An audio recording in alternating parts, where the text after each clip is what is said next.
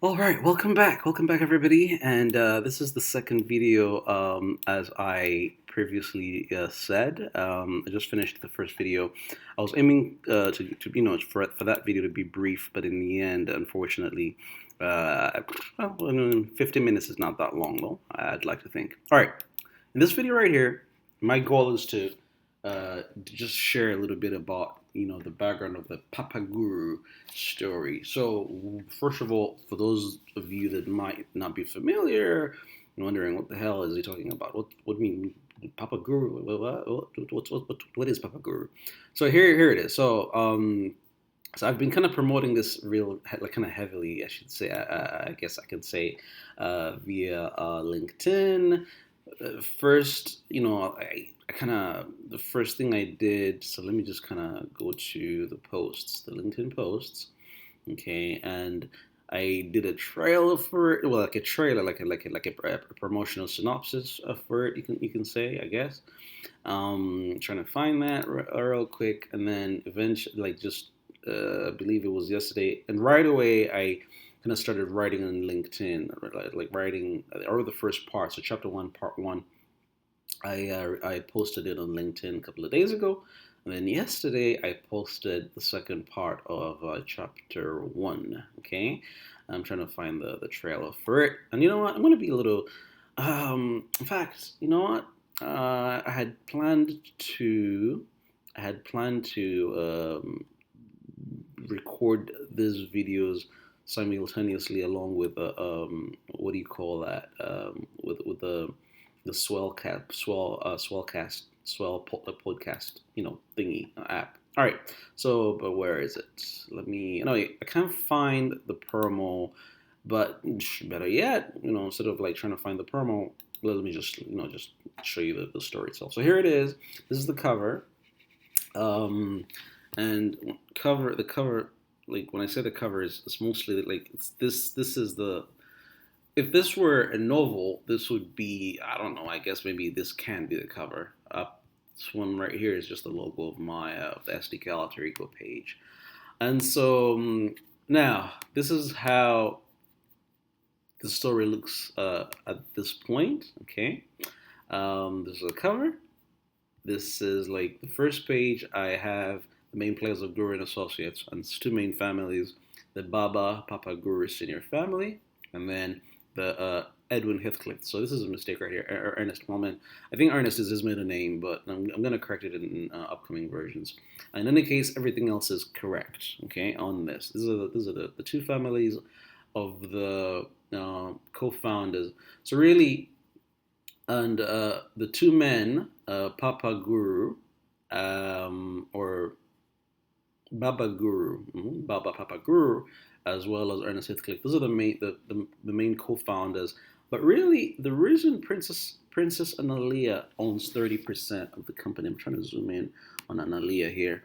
The reason Analia owns 30% of the shares part of the divorce settlement is the fact that she is also, as the story like as the story evolved, like as the story goes on, you know, you'll see readers are going to see the fact that are going to realize the fact that really she more or less is a third co-founder in addition to Baba Guru as well as Edwin. Really, she did a kind of like a big job, kind of like the way Jeff Bezos and Amazon. We know Bezos and Amazon, but the reason, I guess I believe one can reason that the wife, his ex-wife, the reason she got as much as she did in that settlement is because really, more or less, they built, she helped a lot, and with Bezos building Amazon into what it is today. So, so these are the two main families, and you have chapter one and chapter two. The main point of this story is it's an edutainment story. Okay, so at the end of each at the end of each release, you have a brief review of like what are the educational topics and themes from the story so far. Okay, and here on the posts, again, same thing. Here you go. But what I wanted to talk about today is where did it come from? Why? How? Why? the origins of the Papa Guru story. And I actually did a brief post about this several weeks ago. Looks like it's a little bit tedious for me to like try to like find the posts. So let me not try to do that. Instead, let me kind of go to YouTube, and I'm gonna on there. I'll find what I'm looking for. The origins of the Papa Guru story. So this particular video right here, I can actually do a quick preview of what I want to discuss, of what we're talking about today. Okay, so here we go. Number one, there's 10 points I'm covering in this video. Okay, and bear with me here. I'm trying to have a notebook with my notes on it, so you can hear the pages rustling. All right, 10 main points. Number one is PMP prep. Number two is PASS Pass 2024, and then /NATO. So I'm going to explain what the Pass 2024 initiative was. It was a personal thing, and then NATO. There's one of the questions, one of the parts of Pass 2022. I brought in. I kind of remember the Papa Guru thing from like when I introduced it here, and again I'm going to show you that I'm going to show you that video in just a bit, in a moment. Just bear with me. And so for Past 2024, I added it into the initiative, the into that Past 2024 initiative. All right, so evolution of the current story. I'm going to just discuss that real quick. I'm not going to dwell on too long on that. And then really point number four here, the way I have it written is what is creativity? All right, what is creativity? The concept, the phenomenon of creativity.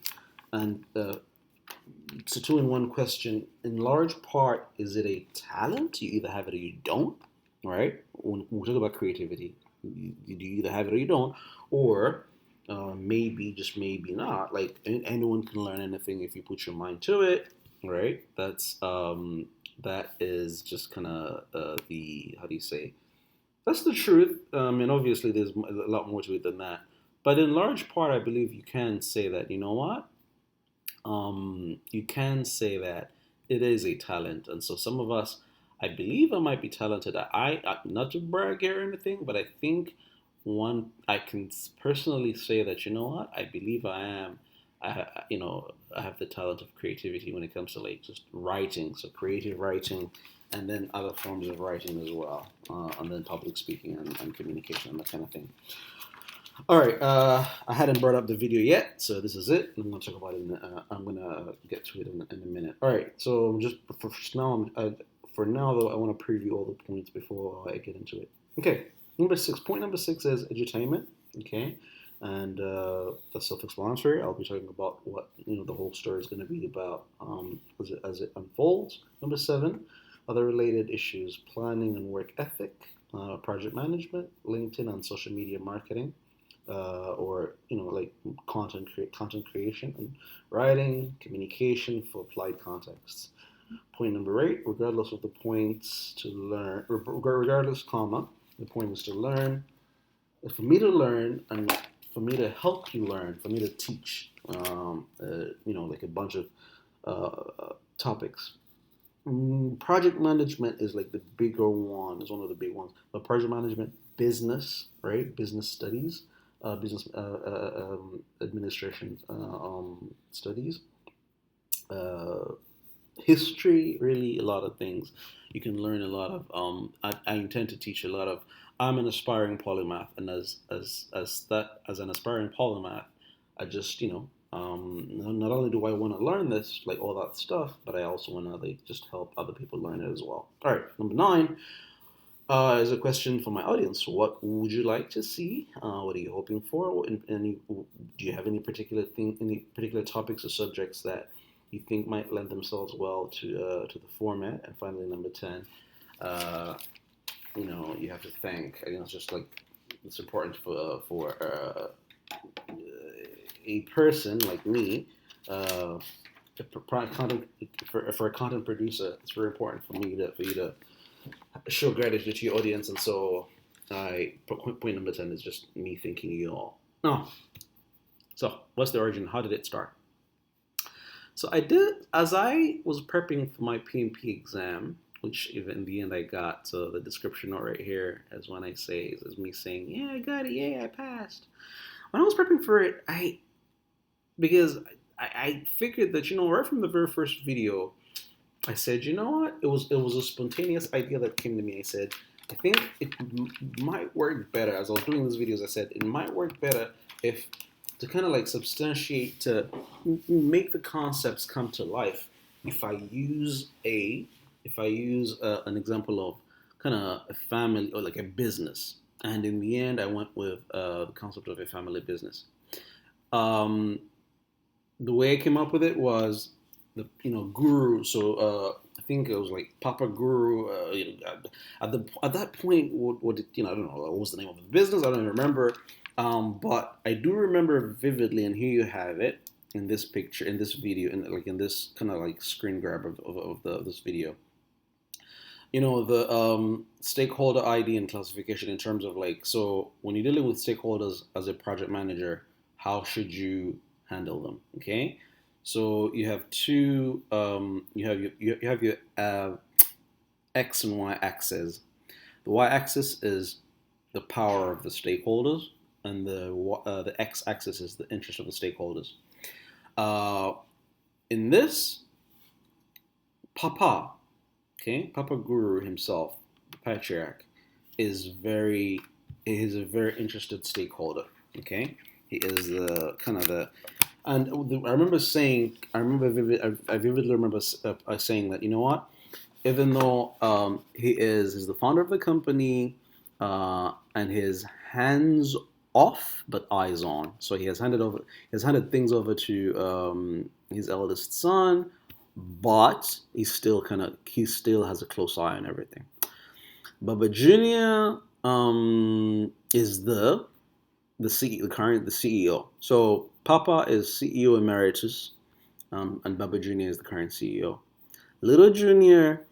So here, actually, well, so Baba, this is like this particular project. I was talking about a subdivision. So like they're building. I use an example of the company has a contract of building a subdivision, meaning like a bunch of houses. Like a subdivision is in the United States is what we call them. I think in other countries they call them like estates. So my Ugandan audience, you know about the Arcade Estate on Entebbe Road and other estates. So there you go. That's a subdivision in America is what we call it. So for instance, so the family, they have various divisions of the business, but one of their divisions is a construction business, right? Commercial construction in particular. So it could be houses, it could be buildings, and these big buildings and multi-stories, etc. Like skyscrapers, that kind of thing, or even just civil engineering and that kind of thing.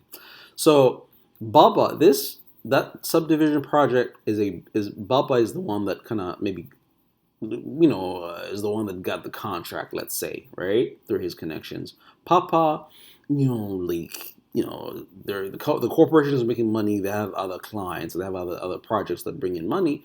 So he's not quite, he's powerful and he's watching, but he's not quite, he's interested. He's interested, yeah.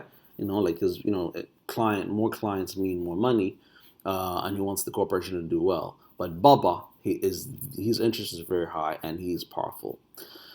Then going down, let me go clockwise. Then you have Little Junior, all right? And in the story, the way it has evolved, let me actually go ahead and pull it up real quick.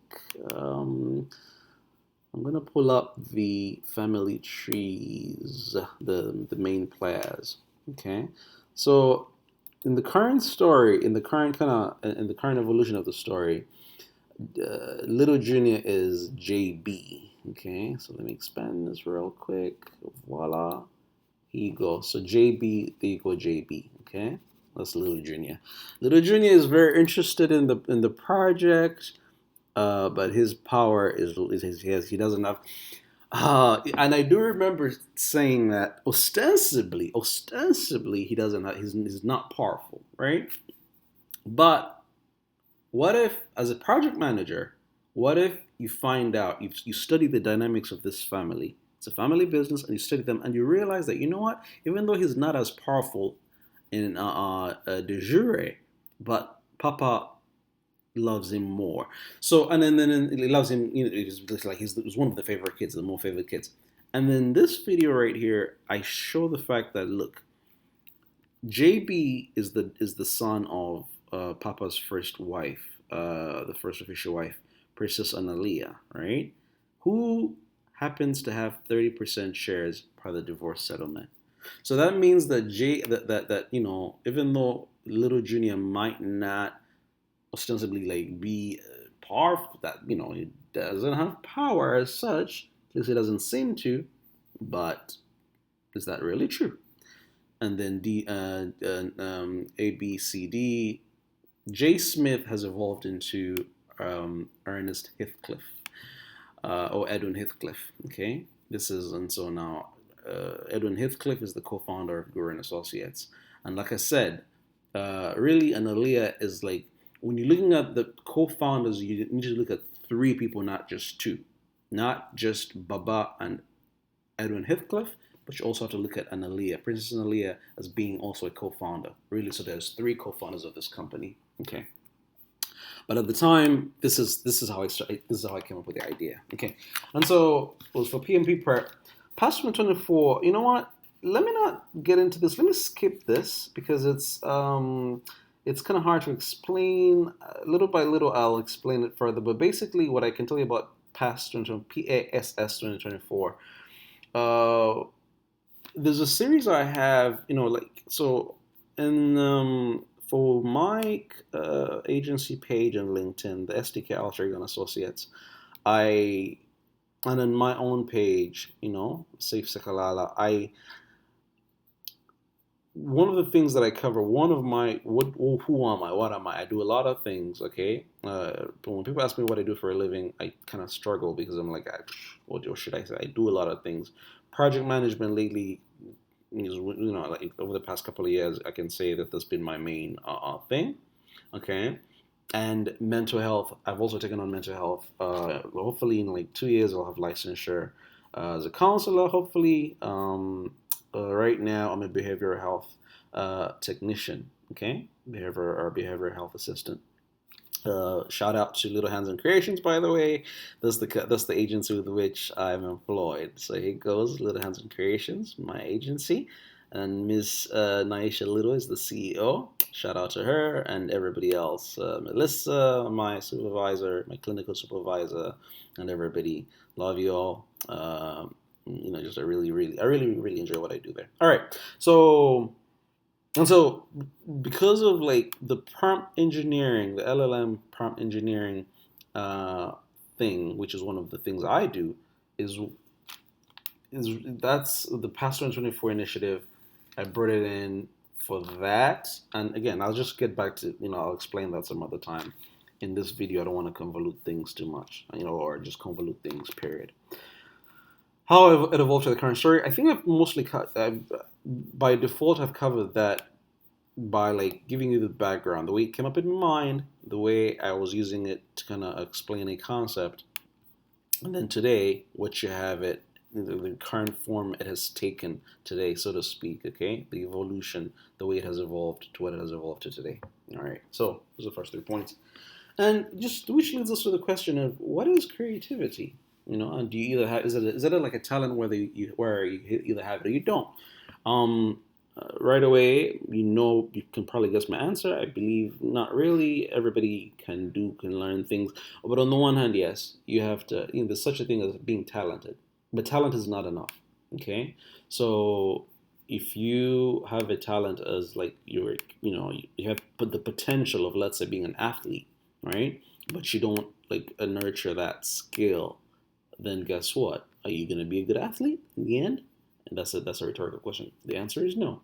So in my case, I've been just writing is something that I really enjoy, and when I say writing, I mean writing in a variety of formats. So a little, you know, this fits in. It's not just self promotion, but when you Google my name, Google tells you that I am an author. Saif Sekalala is an author. Here you go.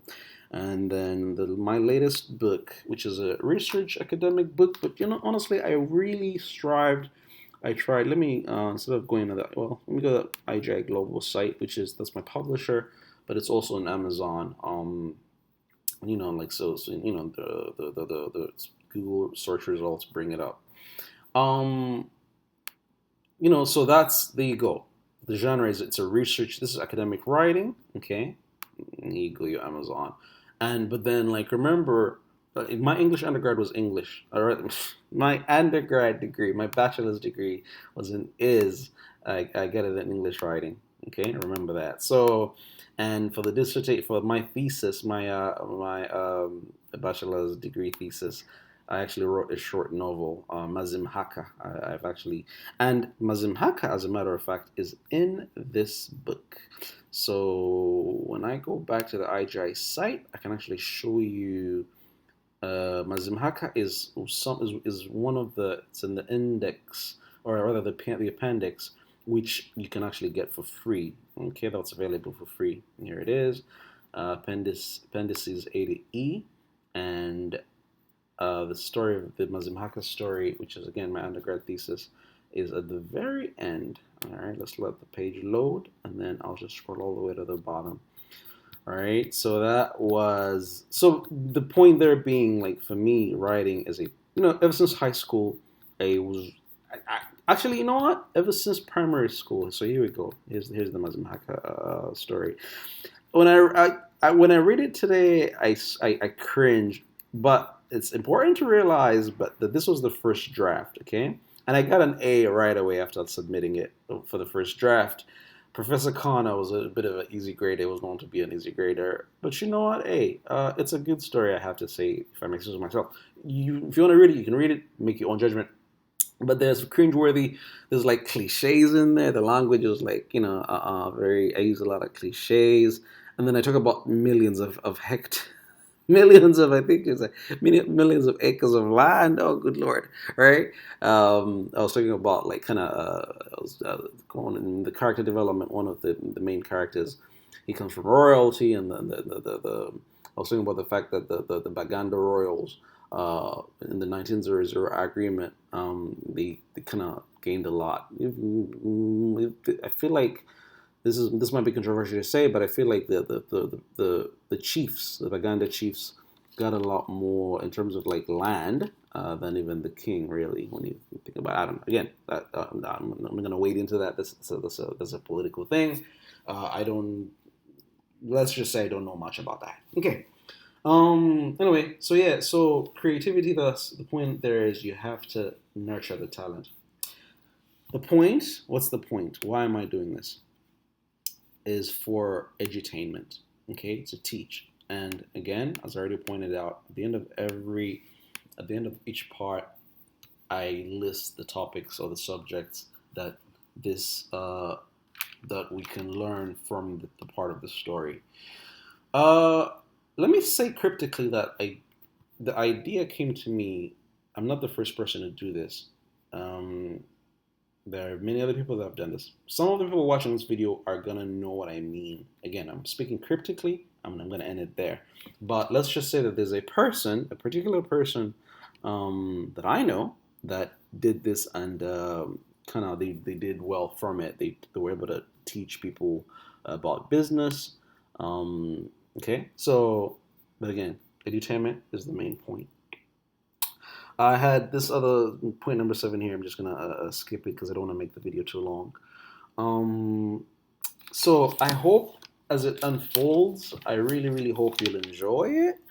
I hope you'll enjoy it. By all means, there's a concept of fan fiction where people like when you're watching a TV series, you say, oh, you speculate about man, what's gonna happen? Oh my god! So I gotta say, as I do this, I'm teaching, but I also have to. I know a few things. I'm a bit of I'm an aspiring polymath, and I have knowledge in project management, business, and even science. As I've grown up to love mathematics and STEM, the STEM subject science, right? But I'm gonna have to like do research, thorough research, for the story to make sense. But more importantly, for me to teach. So point number 9 here, as I'm about to close this. Please, by all means, let me hear from you. Okay, what would you like to learn? Are there topics that you think lend themselves particularly well to this format? Okay, if the answer is yes, by all means, um, just let me know. Get in touch and let me know. The last point, I just want to say thank you, thank you, thank you, thank you, thank you. There's a post here that let me just, that one is, it's easy to find because I just did it. I just made that post. I just posted that. Bear with me one moment. Let me get to it. I was thinking